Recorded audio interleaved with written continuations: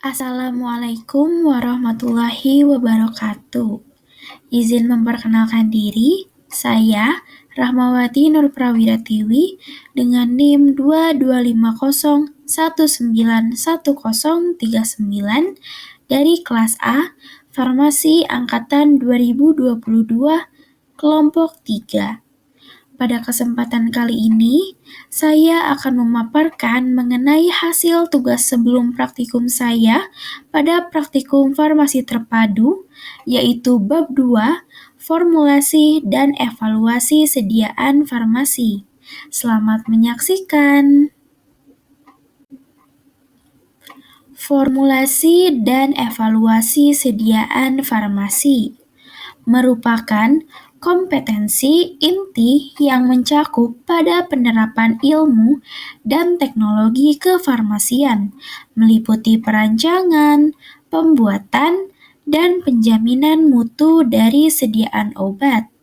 Spesifik membahas pada mutu fisik dari sediaan yang merupakan aspek krusial untuk menentukan proses kemudahan produksi, pelepasan zat aktif, stabilitas produk, dan penerimaan pada pasien.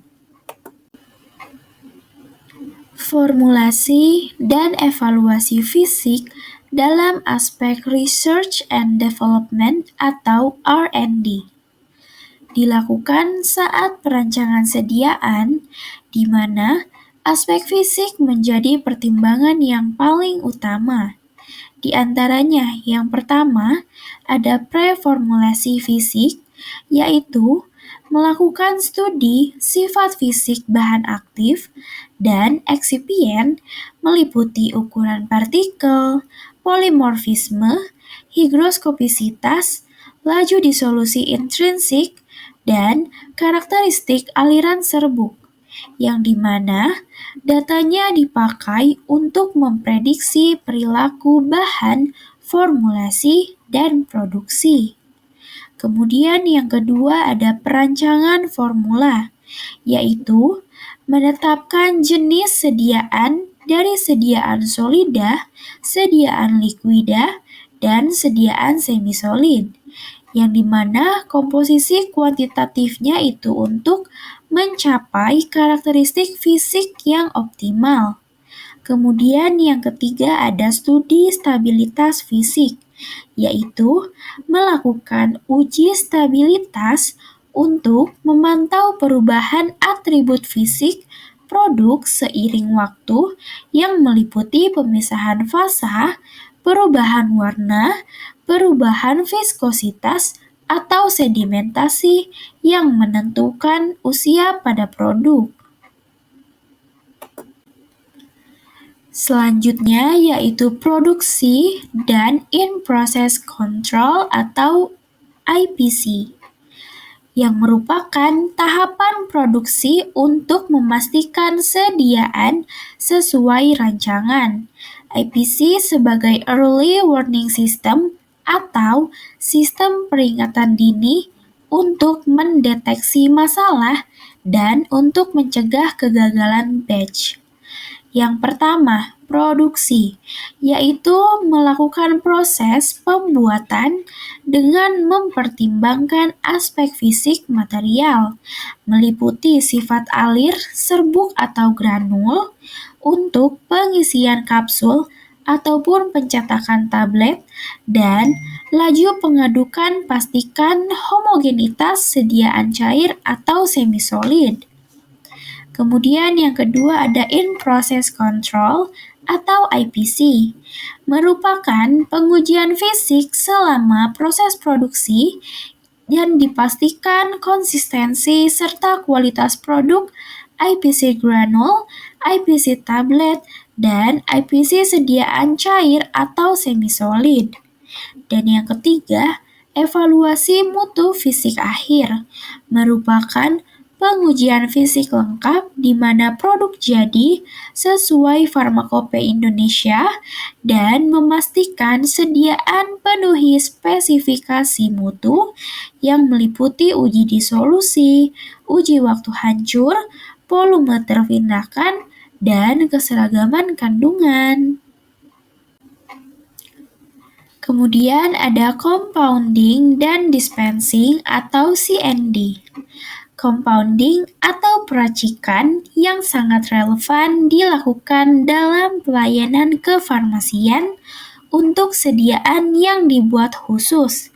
Yang pertama, compounding atau peracikan merupakan penyiapan sediaan berupa sediaan puyer, kapsul racikan, atau krim khusus yang berdasarkan pada resep. Wajib homogenitas atau distribusi zat aktifnya harus merata, dan keseragaman bobot atau dosisnya serta penerimaan pasien meliputi tekstur, rasa, dan tampilan. Kemudian yang kedua ada evaluasi fisik CND, merupakan pengecekan keseragaman warna yang meliputi campuran serbuk, homogenitas visual seperti suspensi ataupun emulsi racikan, dan volume atau berat total yang tepat dan sesuai berdasarkan etiket. Dan yang ketiga ada dispensing atau penyerahan. Pastikan stabilitas fisik sediaan racikan dalam wadah akhir dan diberi instruksi kepada pasien mengenai cara penyimpanan untuk menjaga kualitas fisik dan hindari pemisahan fasa atau perubahan bentuk. Formulasi dan evaluasi sediaan farmasi dilakukan dengan tujuan supaya sediaan farmasi stabil secara fisik dan kimia, tidak terjadi pemisahan fase selama penyimpanan. Kemudian, agar sediaan farmasi memiliki ukuran globul minyak yang seragam dan tidak terjadi penggumpalan. Kemudian, agar sediaan farmasi mudah untuk terdispersi kembali bila dikocok ringan. Kemudian, agar sediaan farmasi tidak terjadi perubahan warna, bau, ataupun viskositas yang berarti. Dan yang terakhir, sediaan farmasi agar pH dan volumenya tetap stabil selama penyimpanan. Kemudian akan dibahas mengenai tugas sebelum praktikum pada praktikum farmasi terpadu bab 2 yaitu formulasi dan evaluasi sediaan farmasi. Untuk soal yang pertama yaitu sebutkan dan jelaskan parameter evaluasi fisik utama yang harus dilakukan pada sediaan tablet dan sirup atau suspensi berdasarkan Farmakope Indonesia, termasuk kriteria penerimaannya. Parameter evaluasi fisik yang utama pada sediaan tablet dan sirup atau suspensi berdasarkan Farmakope Indonesia. Yang pertama akan membahas mengenai sediaan tablet. Pada sediaan tablet, dilakukan parameter evaluasi yang pertama pemberian atau penampilan fisik meliputi warna, bentuk, bau, dan tanda yang khas pada tablet. Kriteria penerimaan berdasarkan FI-nya yaitu harus seragam, tidak cacat, tidak retak, pecah atau berubah warna. Kemudian yang kedua keseragaman bobot. Dilakukan untuk menentukan tiap tablet memiliki bobot yang konsisten. Kriteria penerimaannya yaitu bobot kurang dari 80 mg, deviasi kurang lebih 10%. Kemudian bobot 80 sampai 250 mg, deviasi kurang lebih 7,5%. Kemudian bobot lebih dari 250 mg, deviasi kurang lebih 5%. Maksimal 2 tablet boleh menyimpang dan tidak ada yang lebih dari 2 kali batas. Kemudian yang ketiga ada keseragaman kandungan. Dilakukan untuk mengukur keseragaman zat aktif pada setiap tablet. Kriteria penerimaannya yaitu kadar zat aktif tiap tablet berada di antara 85 sampai 115% dari kadar rata-rata, yaitu RSD kurang lebih sama dengan 6%. Parameter uji yang keempat yaitu kekerasan tablet atau hardness test. Meliputi pengukuran daya tahan tablet terhadap tekanan mekanik. Kriteria penerimaannya yaitu umumnya 4-10 kgf tergantung jenis tablet, tablet effervescent atau tablet kunyah lebih lunak. Yang kelima ada kerapuhan atau friability. Dilakukan untuk mengukur kehilangan bobot tablet akibat gesekan. Kriteria penerimaannya yaitu kehilangan bobot kurang dari sama dengan 1,0%. Yang keenam ada waktu hancur atau disintegration time. Dilakukan saat waktu tablet hancur sempurna dalam medium air.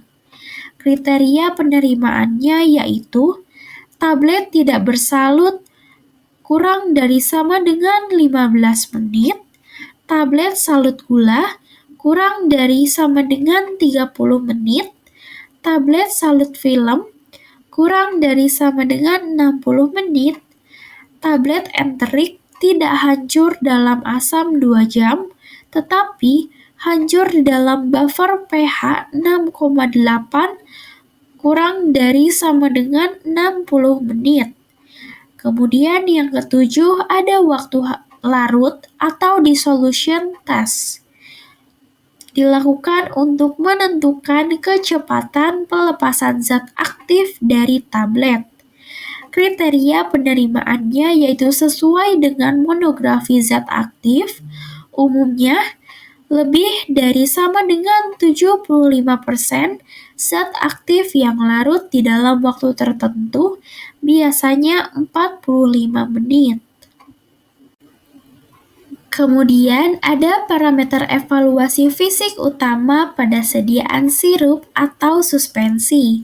Yang pertama ada pemerian atau penampilan, meliputi warna, bau, rasa, kejernihan sirup, atau homogenitas pada suspensi.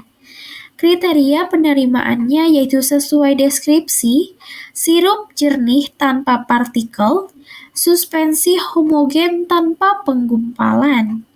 Yang kedua ada pH, untuk mengukur tingkat keasaman dari suatu kestabilan dan kenyamanan penggunaan.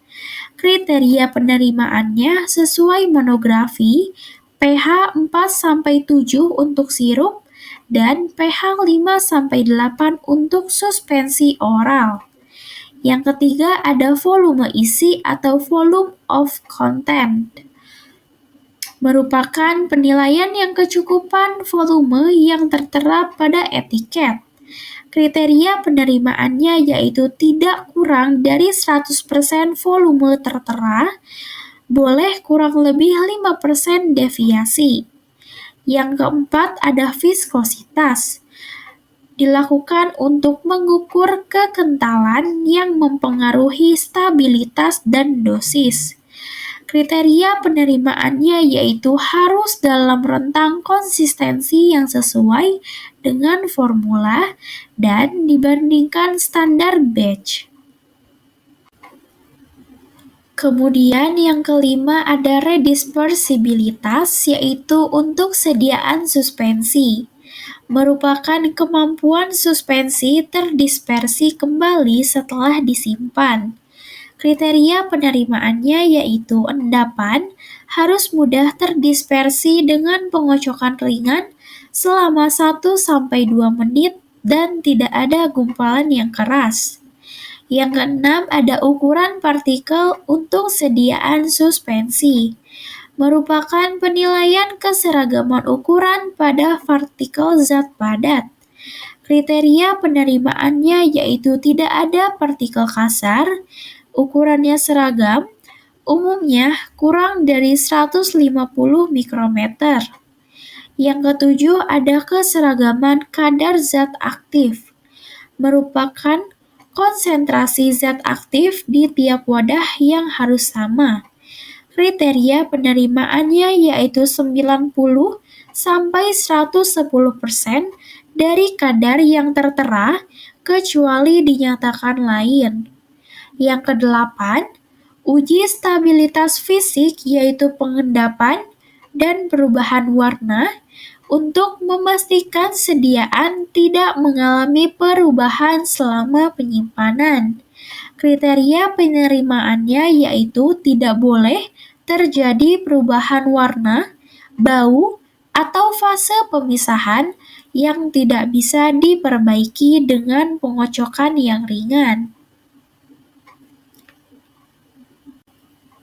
Kesimpulan yang dapat diambil yaitu tablet lebih banyak diuji sifat mekanik dan disolusi, meliputi kekerasan, kerapuhan, waktu hancur, dan lain-lain. Kemudian untuk sirup dan suspensi, lebih ditekankan pada stabilitas fisik dan homogenitas meliputi pH, viskositas, redispersibilitas, dan lain-lain. Kemudian, semua parameter dan batas penerimaan mengacu pada Farmakope Indonesia, yaitu FI5 dan edisi terbaru, sesuai dengan bentuk sediaannya. Untuk soal yang kedua yaitu, jelaskan perbedaan fungsi dan prinsip kerja instrumen dan aparatus viskometer, variabilator, dissolution tester, hardness tester, moisture analyzer, dan tape density testers dalam konteks evaluasi mutu sediaan farmasi. Penjelasan fungsi dan prinsip kerja masing-masing alat. Yang pertama, viskometer. Berfungsi untuk mengukur viskositas atau kekentalan cairan sirup, suspensi, dan gel untuk memastikan kestabilan dan konsistensi sediaan. Kemudian untuk prinsip kerjanya yaitu hambatan aliran fluida saat bergerak, yang dimana semakin tinggi tahanannya terhadap aliran, semakin besar viskositasnya. Contoh alat yaitu Brookfield Viscometer atau rotasi spindle dalam sampel dan mengukur torsi. Kemudian untuk konteks mutu, viskositas mempengaruhi stabilitas fisik, kecepatan sedimentasi, dan kemudahan penuangan pada sediaan yang cair. Kemudian pada alat variabilator, berfungsi untuk mengukur kerapuhan atau variability pada sediaan tablet terhadap gesekan atau benturan selama proses pengemasan dan distribusi. Kemudian untuk prinsip kerjanya yaitu tablet dimasukkan di dalam drum yang berputar, diisi dengan sirip pengangkat. Tablet dijatuhkan berulang kali dari ketinggian tertentu.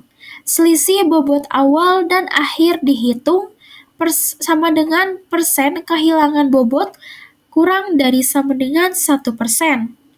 Kemudian untuk konteks mutu, untuk menilai ketahanan mekanik tablet agar tidak hancur atau rusak saat penanganan.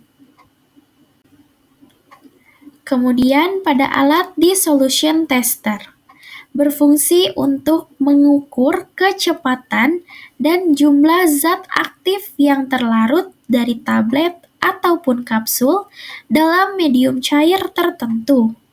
Kemudian untuk prinsip kerjanya yaitu sediaan ditempatkan di wadah isi medium pelarut pada suhu 37 derajat Celcius dan diaduk dengan pedal atau basket dalam kecepatan tertentu, lalu larutan diambil pada waktu tertentu dan dianalisis konsentrasinya.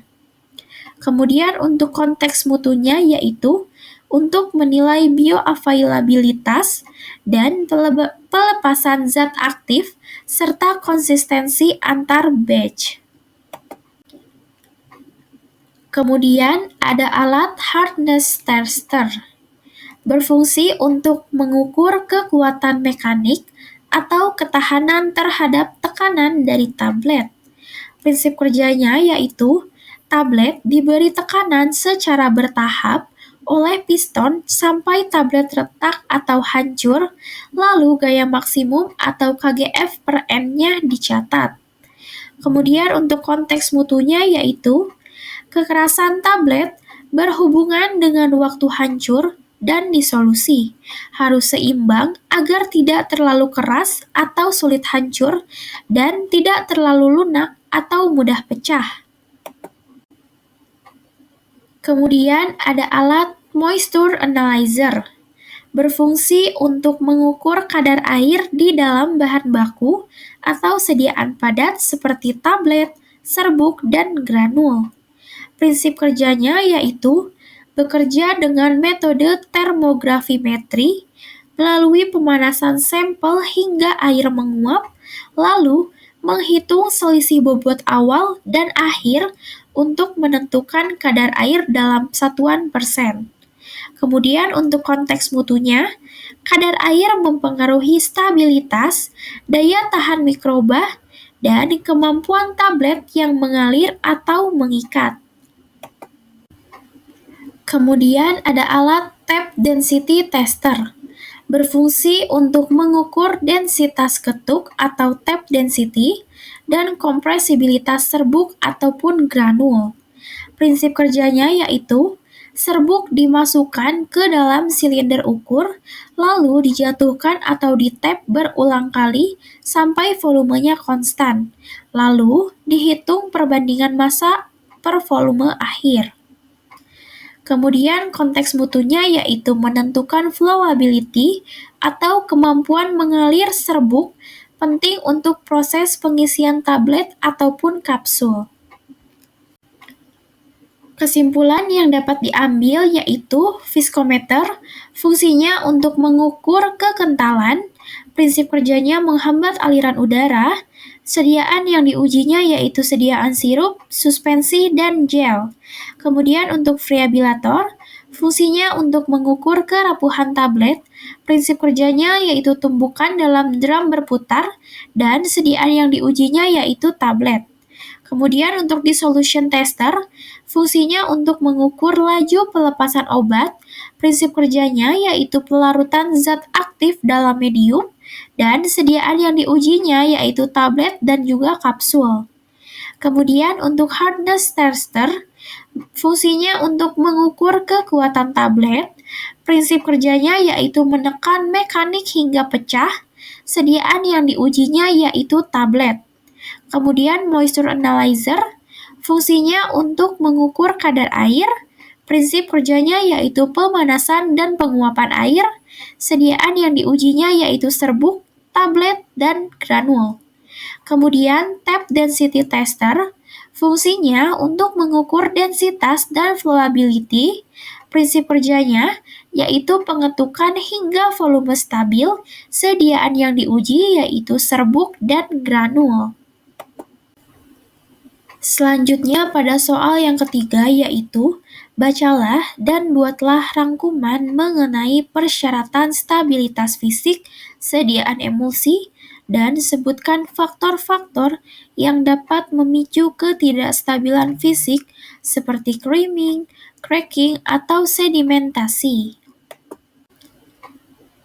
Adapun persyaratan mengenai stabilitas fisik emulsi berdasarkan Farmakope Indonesia, di antaranya yang pertama, stabil secara fisik dan kimia, tidak terjadi pemisahan fase selama penyimpanan. Kemudian, emulsi harus memiliki ukuran globul minyak yang seragam dan tidak terjadi penggumpalan. Kemudian, emulsi harus mudah terdispersi kembali bila dikocok ringan. Kemudian, emulsi tidak terjadi perubahan warna, bau, ataupun viskositas yang berarti. Kemudian emulsi harus memiliki pH dan volume yang tetap stabil selama penyimpanan. Kemudian ada faktor pemicu ketidakstabilan fisik pada sediaan emulsi. Jenis ketidakstabilannya yang pertama yaitu creaming, merupakan globul minyak naik ke permukaan membentuk lapisan krim dan bisa tercampur kembali. Faktor pemicunya yaitu perbedaan densitas fase, ukuran globul yang besar, serta viskositas yang rendah. Kemudian selanjutnya ada cracking atau breaking atau koalesensi, merupakan pemisahan fase total yang tidak bisa disatukan lagi. Faktor pemicunya yaitu penggunaan emulgator yang tidak sesuai, suhu yang ekstrim, serta pH yang berubah. Kemudian ada sedimentasi, merupakan partikel padat yaitu emulsi atau suspensi yang mengendap ke bawah. Faktor pemicunya yaitu ukuran partikel yang terlalu besar, sedangkan viskositasnya terlalu rendah. Selanjutnya ada flokulasi, merupakan globul yang saling menggumpal tetapi belum menyatu. Faktor pemicunya yaitu gaya antar globul yang tidak seimbang dan muatan zeta yang rendah. Kemudian ada inversi fase, merupakan pergantian tipe emulsi dari minyak per air menjadi air per minyak. Faktor pemicunya yaitu penambahan elektrolit, perubahan suhu, dan pengadukan yang berlebihan. Kesimpulan yang dapat diambil yaitu emulsi yang stabil memiliki distribusi ukuran globul seragam, tidak terpisah, dan tetap homogen selama penyimpanan.